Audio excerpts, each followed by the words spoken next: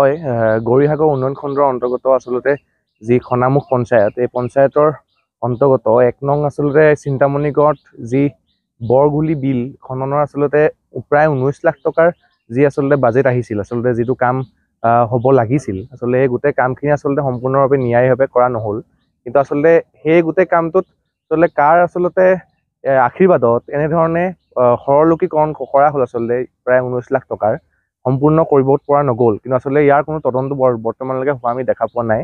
সেয়েহে আমি গৌৰীসাগৰ আঞ্চলিক ছাত্ৰ সন্থা তথা সদৌ অসম ছাত্ৰ সন্থাই আচলতে এই বিষয়টোৰ ওপৰত গুৰুত্ব আৰোপ কৰিবৰ কাৰণে যিজন আমাৰ গৌৰীসাগৰ উন্নয়ন খণ্ডৰ বিষয়া, তেখেতক আচলতে দাবী জনাইছোঁ। তাৰ লগতে শিৱসাগৰ উপায়ুক্ত মহোদয়কো আপোনাৰ এই সংবাদ মাধ্যমৰ যোগেদি অনুৰোধ জনাইছোঁ যে ইয়াৰ উচিত তদন্ত হ'ব লাগে।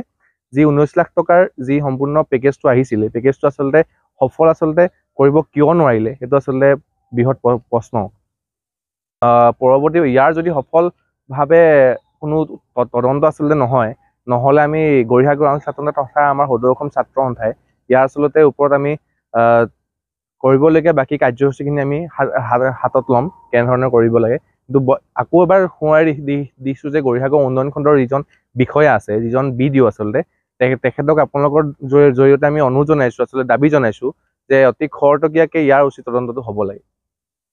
হয়, গৌৰীসাগৰ উন্নয়ন খণ্ডৰ অন্তৰ্গত খনামুখ গাঁও পঞ্চায়তৰ ১ নং চিন্তামণি গড়ত যি বৰঘুলি বিল খননৰ নামত 2021-22 বৰ্ষতে প্ৰায় ১৯ লাখ টকা পুঁজি ব্যয়েৰে কাৰ্যসূচী লোৱা হৈছিল, য'ত আমি ব্যাপক সংখ্যক কেলেংকাৰী হোৱা আমি দেখিবলৈ পাইছোঁ।